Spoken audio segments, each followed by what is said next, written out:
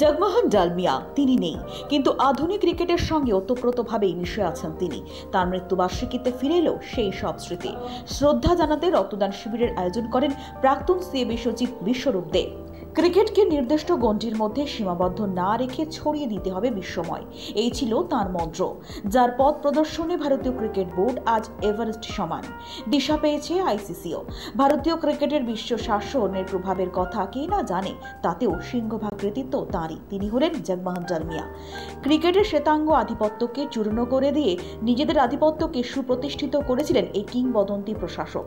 60-এর দশকে বিশ্বনাথ দত্তের হাত ধরে সিএবি প্রশাসনে এলেও বিসিসিআই যোগ দেন 1979 সালে। 1983 সালে ভারত প্রথমবার বিশ্বকাপ জেতার বছরই বোর্ডের কোষাধ্যক্ষ ও পরে সচিব পদে দেখা যায় তাকে। এরপরই ভারতীয় উপমহাদেশে প্রথমবারের জন্য বিশ্বকাপ আয়োজনে বড় ভূমিকা নেন তিনি। দূরদর্শনকে ক্রিকেট সম্প্রচারের জন্য বিপুল টাকা দেওয়ার পরিবর্তে টিভি সম্প্রচারের সত্ত্ব বিক্রির জন্য সচেষ্ট হন তিনি, যাতে বিসিসিআই লাভের মুখ দেখে।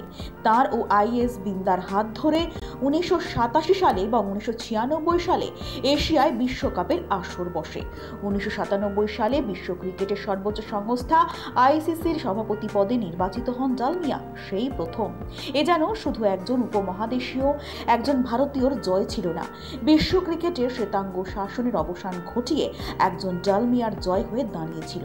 বলা হয় সেই সময় আইসিসির ব্যাংক অ্যাকাউন্টে মাত্র $37,000 ছিল, আর 2000 সালে যখন তিনি আইসিসি ছাড়েন তখন সেই টাকার অঙ্ক পৌঁছেছিল $1,10,00,000। প্রশাসক হিসেবে তিনি যে কতটা দক্ষ ছিলেন তা এই একটি উদাহরণই বোঝা যায়। ক্রিকেটের প্রশাসক হিসেবে তার সাফল্য অগুন্তি। সেই প্রয়াত কিংবদন্তি প্রাক্তন বিসিসিআই তথা আইসিসি সভাপতি প্রয়াত জগমোহন ডালমিয়ার শুক্রবার ছিল নবম মৃত্যুবার্ষিকী। সেই উপলক্ষে দিন রাজ্যের বিভিন্ন ক্রিকেট সংস্থার পক্ষ থেকে বিশেষ শ্রদ্ধা জানানো হয়। আর প্রাক্তন সিএবি সচিব বিশ্বরূপ দে বউবাজার এলাকায় জগমোহন ডালমিয়া স্মৃতিতে শ্রদ্ধা জানিয়ে আয়োজন করলেন বিশেষ রক্তদান শিবিরের, যেখানে উপস্থিত ছিলেন জগমোহন ডালমিয়ার সুযোগ্য পুত্র তথা আইপিএল গভর্নিং কাউন্সিলের মেম্বার অভিষেক ডালমিয়া, সিএবি সভাপতি স্নেহাশিস গঙ্গোপাধ্যায়, সহসভাপতি অমলেন্দু বিশ্বাস সহ সিএবি অন্যান্য সচিব এবং প্রায় সমস্ত কর্মকর্তারাই। সকলে জগমোহন ডালমিয়ার প্রতিকৃতিতে পুষ্পস্তবক দিয়ে ও মাল্যদান করে শ্রদ্ধা নিবেদন করেন। ভারতীয় ক্রিকেটের উন্নতিতে জগমোহন ডালমিয়ার অবদান ও তাঁর জীবনের বিভিন্ন দিক সম্পর্কে এদিন স্মৃতিচারণা করেন উপস্থিত অতিথিরা। পাশাপাশি বিশ্বরূপদের এই উদ্যোগে ভূয়সী প্রশংসা করেন সকলে। বিশ্বরূপবাবুকে ধন্যবাদ জানাতেই হয় পরিবারের তরফ থেকে। আজকে আমাদের বক্তব্য রাখছি সেটা পরিবারের তরফ থেকে। আমার মনে হয় যে এরকম একটা ভালো কাজ মানুষের কাজে দাঁড়াচ্ছেন আজকের এই দিনে, তার জন্য অনেক অনেক ধন্যবাদ। আশা করবো যে ভবিষ্যতেও এরকম চালিয়ে যাবেন, সেটা ওয়ান অফ না হয়, সেটাই একটা আশা রাখি। যে বাবা মা সকলের কাছেই ভগবানের স্থান, তো আমার মনে হয় যে সেখানে একটা মুহূর্ত বলা তো এরকম মুশকিল। তবে সত্যি যদি মনে হয় তো একটাই হয় যে উনি যে স্ট্রাগলটা করলেন যে টু প্রুভ হিজ ইনোসেন্স, আমার মনে হয় ওটাই মনে হয়। এবং যে এসে সেটাকে প্রুভ করার পরে যে উনি ইনোসেন্ট, এখানে অনেক রকম কথা লোকে বলেছেন, তারপরেও উনি সেটাকে প্রমাণ করতে পেরেছেন এবং কোর্ট অফ লতে প্রমাণ করতে পেরেছেন এবং সেটা সকলে মেনেছেন এবং মেনে যে ওনাকে ইউনানিমাসলি আবার বিসিসিআই প্রেসিডেন্ট হিসেবে ফেরত আনা হয়েছিল। আমার মনে হয় যে সেটাই সত্যি যদি একটাই মুহূর্ত যদি মনে হয় এই সময়।